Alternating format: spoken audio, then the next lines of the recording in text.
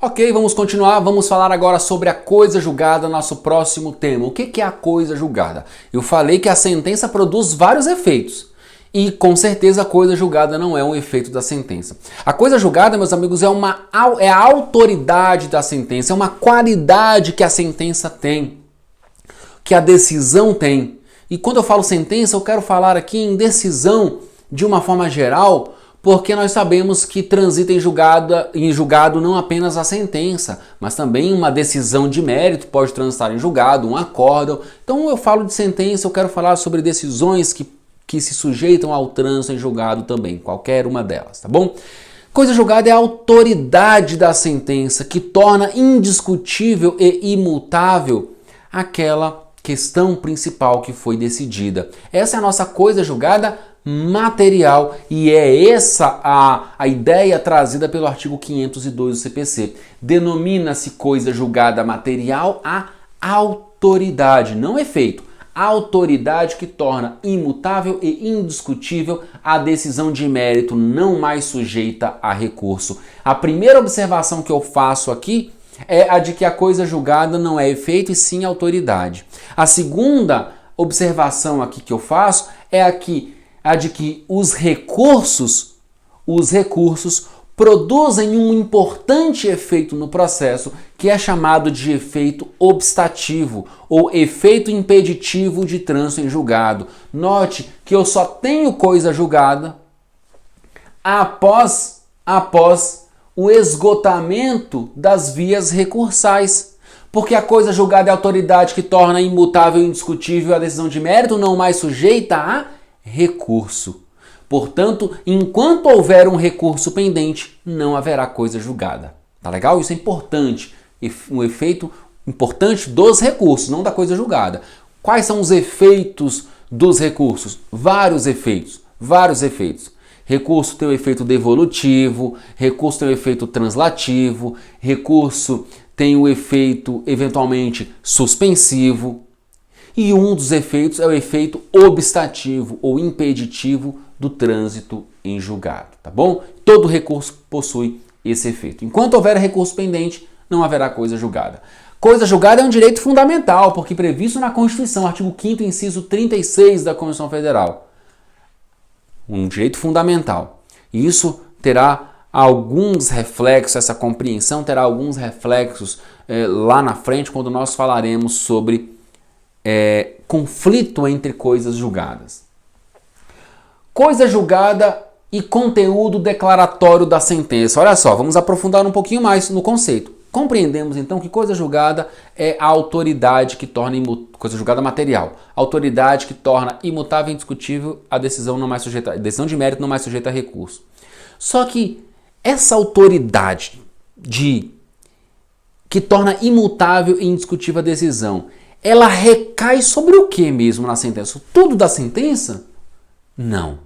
Ela recai sobre o dispositivo, certo, mas que ponto do dispositivo? Todo o dispositivo? Meus amigos, cuidado. Essa autoridade que torna imutável e indiscutível a sentença, ela recai sobre o conteúdo declaratório da sentença, ou conteúdo declarativo da sentença. Como assim? Toda sentença de mérito, terá, ainda que minimamente, um conteúdo declaratório ou declarativo. Sentença condenatória, ela é antes de tudo uma sentença declaratória. Sentença constitutiva é antes de tudo uma sentença declaratória. E sentença declaratória, por sua própria natureza, é declaratória. Como assim conteúdo declarativo? Note, se a sentença condenou o réu a pagar uma indenização por danos materiais no valor de R$10.000, a coisa julgada, ela será, no caso, a autoridade que torna imutável e indiscutível essa obrigação. Portanto, quando o juiz condena ao pagamento de R$10.000, ele, antes de tudo, declarou que o réu deve R$10.000. Declarou a existência desta obrigação e do dever do réu de pagar R$10.000. Sobre este conteúdo que haverá coisa julgada. É por isso que, após o trânsito em julgado, o réu pode fazer um acordo com o autor. O autor pode aceitar receber R$ 5.000 e dar quitação. Violou a coisa julgada? Não violou a coisa julgada. Porque neste caso, o acordo, o recebimento de quantia maior pelo credor, com uma forma de liberdade aqui no recebimento da quantia, apenas esse acordo, por exemplo, ele apenas afastou esse efeito executivo, essa eficácia executiva da sentença, de poder se valer de um cumprimento de sentença, de uma execução. Ela não afastou a coisa julgada, a obrigação ela é imutável, indiscutível. Se eu faço um acordo após o transjulgado, eu não estou desconstituindo uma coisa julgada. Se eu dou quitação da dívida, mesmo sem receber nada, não houve violação à coisa julgada. Continua imutável e indiscutível o efeito declarativo da sentença, de reconhecer a obrigação e reconhecer que o réu deve pagar a quantia de R$ 10.000 para o autor. Tá legal? Então isso é importante. A coisa julgada em verdade, ela é a autoridade que recai aqui sobre o efeito declarativo da sentença. Perfeito. A coisa julgada é pressuposto para que a sentença produza efeitos? Não. A sentença pode produzir vários efeitos antes mesmo do trânsito em julgado, como, por exemplo, a possibilidade de ser executada provisoriamente, no caso do cumprimento provisório de sentença. O efeito anexo, por exemplo, ou os efeitos ou a eficácia anexa da sentença é produzida antes mesmo do trânsito em julgado, como, por exemplo, a hipoteca judiciária que nós falamos. Tá legal? Então, a coisa julgada não é pressuposto para que a sentença produza efeitos. Coisa julgada formal e coisa julgada material. Nós lemos o conceito de coisa julgada material. Coisa julgada formal, há quem diga que ela não exista. Que, na verdade, a coisa julgada formal nada mais é do que uma preclusão máxima do processo. Mas, tratando aqui de uma doutrina mais tradicional, mais clássica, que é o que cai na prova de concurso em relação a este tema, a coisa julgada formal é aquela coisa julgada, é um fenômeno endoprocessual que se forma dentro do processo. Essa é a coisa julgada formal. É a impossibilidade de se discutir aquela decisão no mesmo processo. Exemplo, uma sentença que extingue o processo em resolução de mérito por ilegitimidade da parte, ou, por exemplo, por ausência de pressupostos de constituição e desenvolvimento válido e regular do processo, no momento em que a parte não recorre ou após o recurso ao trânsito em julgado, ninguém pode mais discutir aquela sentença de extinção naquele mesmo processo. Ninguém pode mais discutir a própria questão de mérito, o próprio mérito, no mesmo processo. A parte, para discutir o mérito, vai ter que ajuizar uma nova ação. Então essa é a coisa julgada formal. É aquela produzida no mesmo processo cujos efeitos são endoprocessuais. A impossibilidade de discutir a questão nos mesmos autos, no mesmo processo. Coisa julgada material é aquela a autoridade que torna imutável e indiscutível a decisão de mérito não mais sujeita a recurso, quer seja no processo em que foi produzida, quer seja em qualquer outro processo. Se o juiz condenou o réu a pagar R$ 10.000 a título de danos materiais, transitou em julgado, esse réu não pode ajuizar uma ação, por exemplo, uma ação para discutir aquela dívida, se existe ou não aquela dívida.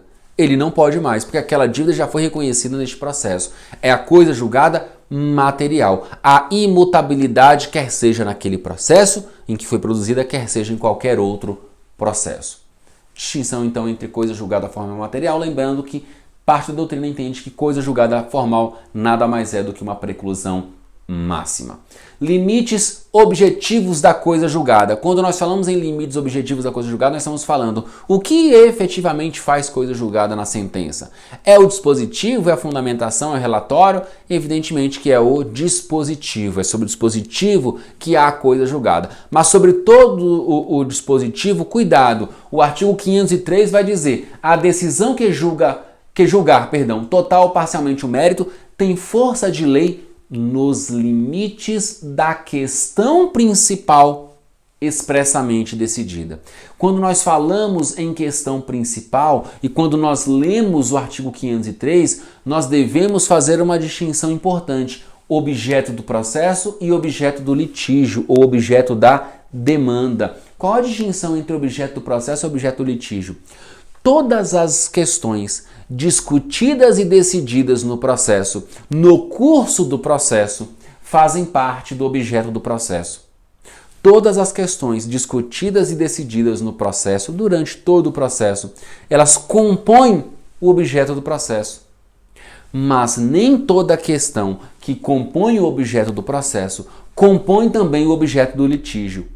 Portanto, o objeto do litígio é aquela questão que está sendo discutida sobre a qual deverá o juiz decidir de forma expressa no dispositivo da sentença. E é essa a questão principal, o bem da vida almejado, aquilo que o juiz vai decidir, acolhendo ou rejeitando. Essa é a questão principal, é o objeto do litígio e deve ser expressamente decidida para que sobre ela a decisão produza aqui essa autoridade, não um efeito, mas uma autoridade de imutabilidade e indiscutibilidade. Tá bom? Então, questão principal tem a ver com o objeto do litígio e não necessariamente com o objeto do processo. O objeto do litígio é objeto do processo? É objeto do processo. Mas nem tudo aquilo que compõe o objeto do processo será objeto do litígio. Essa é a ideia, a questão principal expressamente decidida. Note, vamos falar agora aqui rapidamente, aqui vai ficar fácil para a gente compreender aquilo que nós falamos lá na sentença. Aquilo que nós falamos na sentença. Quando eu trouxe o exemplo do dano material e dano moral, o juiz julgou o dano material e não disse nada sobre o dano moral.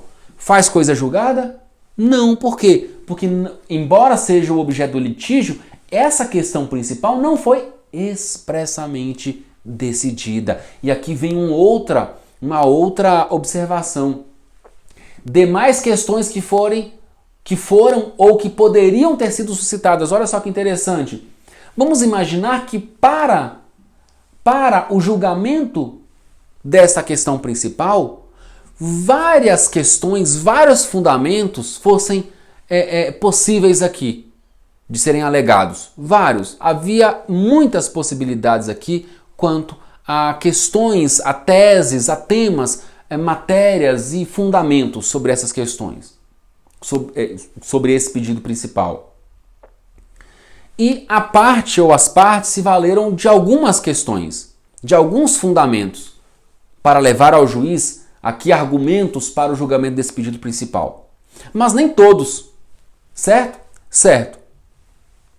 Esses outros fundamentos que não foram alegados, a coisa julgada vai recair sobre eles? Cuidado, a coisa julgada ela recai sobre a questão principal expressamente decididas. Aquelas outras questões que foram suscitadas, não questão principal, fundamentos que foram suscitadas ou que poderiam ter sido suscitadas, elas são atingidas não pela coisa julgada em si, não é que haverá coisa julgada sobre elas, mas pelo efeito preclusivo da coisa julgada. Considera deduzida e repelida todas as questões que foram ou que poderiam ter sido alegadas para o acolhimento ou rejeição do pedido e por alguma razão não foram. Consideram-se então deduzidas e repelidas. Esse é o efeito preclusivo da coisa julgada, artigo 508 do CPC, e eu falarei sobre esses efeitos logo mais, mas basicamente é isso que diz o 508, tá bom? Muito bem, então coisa julgada, o limite objetivo, os limites objetivos, a questão principal expressamente decidida. E olha que interessante, a súmula 453 do STJ, o que ela diz? Os honorários sucumbenciais, quando omitidos em decisão transitada em julgado, não podem ser cobrados em execução ou em ação própria. Qual o erro dessa súmula? O erro dessa súmula é que os honorários sucumbenciais, eles formam um capítulo próprio da sentença. Além do capítulo referente ao objeto do litígio, há ainda o capítulo referente aos honorários advocatícios. É um capítulo próprio. E se o juiz foi omisso quanto aos honorários advocatícios e se transitou em julgado, o juiz não decidiu a questão de forma expressa. Note que os honorários advocatícios, por formarem também um capítulo próprio da sentença, eles acabam sendo, de certa forma, uma questão a ser decidida pelo juiz. Então, à luz do 503 e, sobretudo, do parágrafo 18 do artigo 85, essa súmula do STJ perdeu a sua razão de ser. O que diz o parágrafo 18 do artigo 85 do CPC? Caso a decisão transitada em julgado seja omissa quanto ao direito aos honorários ou ao seu valor, é cabível a ação autônoma para sua definição e cobrança. Tá legal? Ok? Com o advento do novo CPC, aqui, artigo 85, parágrafo 18, acabou, fulminou com a súmula 453. Para a prova, o que eu tenho que saber sobre coisa julgada? Que a coisa julgada é a autoridade que torna imutável e indiscutível a decisão de mérito, portanto, coisa julgada material, não mais sujeita a recurso. E que essa coisa julgada, ela vai recair sobre a questão principal expressamente decidida. E que questão principal tem a ver com o objeto do litígio e não necessariamente com o objeto do processo. Avançando, não fazem coisa julgada, o 504 CPC vai trabalhar com as hipóteses em que não haverá coisa julgada. Por isso que é importante conhecer os limites objetivos da coisa julgada. O resto, eu não tenho coisa julgada. Então não faz coisa julgada sobre o quê? Os motivos, ainda que importantes, para determinar o alcance da parte dispositiva da sentença. Em outras palavras, a fundamentação. Não há coisa julgada sobre a fundamentação como regra. Daqui a pouco eu vou falar uma situação importante. E também não haverá coisa julgada, não faz coisa julgada o quê? A verdade dos fatos estabelecida como fundamento da sentença. Se o juiz entendeu que um determinado fato ocorreu e que em relação à ocorrência desse fato o pedido deve ser julgado procedente, o que é que faz coisa julgada? A questão principal expressamente decidida, certo? Condena o réu ao pagamento de 10 mil reais. Coisa julgada sobre isso. Se o fato efetivamente ocorreu ou não, sobre isso não há coisa julgada, porque se fizesse coisa julgada sobre o fato, nós chegaríamos a um absurdo de, lá no futuro, se demonstrar que o fato não ocorreu e ter uma coisa julgada em relação ao fato que não ocorreu. Como isso pode acontecer? O juiz se vale de certas premissas na hora de decidir. E uma das premissas é a ocorrência ou não ocorrência de um determinado fato. E a coisa julgada, ela se forma então sobre o comando da sentença, sobre a questão principal expressamente decidida, e não sobre as premissas do juiz. Tá legal? Então, ainda que se descubra que aquele fato não ocorreu, ou que aquele fato foi considerado como não existente, enfim, ocorreu, a sentença, há coisa julgada em relação à parte dispositiva da sentença. Tá legal? Perfeito. Isso cai em prova como? Literalidade. O artigo 504, ele é cobrado na sua literalidade. Agora, há uma observação muito importante, uma questão muito importante que diz respeito à coisa julgada sobre questão prejudicial. O que é uma questão prejudicial? Questão prejudicial é toda a questão prévia à análise do mérito que influencia na forma ou no modo de ser do próprio mérito. Muitas vezes, para que o juiz possa resolver o mérito, é preciso decidir uma questão prévia. Exemplo, se eu tenho uma ação de investigação de paternidade cumulada com alimentos, note que eu tenho duas ações cumuladas aqui, investigação de paternidade e alimentos. Os alimentos estão sendo pleiteados aqui de forma sucessiva, ou seja, uma acumulação sucessiva de pedidos. Eu quero A, me dando A, eu quero B. Perfeito. Só que se o réu em contestação nega a paternidade, para que o juiz possa decidir quanto aos alimentos, vamos imaginar então, eu falei uma ação de investigação de paternidade e alimentos. Esqueça isso. Vamos imaginar apenas uma ação de alimentos. Porque aqui eu tenho duas questões principais. Ação de investigação de paternidade acumulada com alimentos. Como são dois pedidos, eu tenho duas questões principais. Para a compreensão do dispositivo, eu tenho que ter uma questão principal só. Olha só. Ação de alimentos. Essa é o único pedido. Alimentos. Sou filho, quero alimentos. O réu em contestação nega a paternidade. Portanto, ele traz uma questão prejudicial. É uma questão prévia para que eu, juiz, possa analisar o valor dos alimentos, a obrigação alimentar aqui, necessariamente eu vou ter que analisar se o réu é ou não pai do autor. Essa é a questão prejudicial. E essa questão prejudicial, ela é analisada onde? Na fundamentação. Então, se ela é analisada na fundamentação, a primeira ideia que se tem é, não faz coisa julgada, porque não faz coisa julgada aqui o motivo ainda que importante para determinar o alcance da parte dispositiva, certo? Em linha de princípio, correto. Agora, note, se o juiz vai ter que decidir essa questão prejudicial, nesse exemplo que eu dei, da paternidade, se o juiz vai determinar a produção da prova pericial para o exame de DNA para verificar se o réu é pai ou não, se o juiz vai decidir se o réu é pai ou não, vamos imaginar que o juiz decida que o réu efetivamente seja o pai do autor, porque houve o exame de DNA, julga procedente pedido de alimentos e condena o réu a pagar alimentos. Não faz sentido permitir que esse réu, após essa ação, lá no futuro, ajuize uma ação negatória de paternidade. Se essa questão já foi resolvida neste processo, ainda que como questão prejudicial. Portanto, ainda que na fundamentação. Não faz sentido. A doutrina já criticava isso. O novo CPC, então, passou a permitir, em alguns casos preenchidos determinados requisitos, a coisa julgada também sobre questão prejudicial. Essa é a ideia da coisa julgada sobre questão prejudicial. São hipóteses excepcionais em que nós encontraremos uma coisa julgada na própria fundamentação da sentença.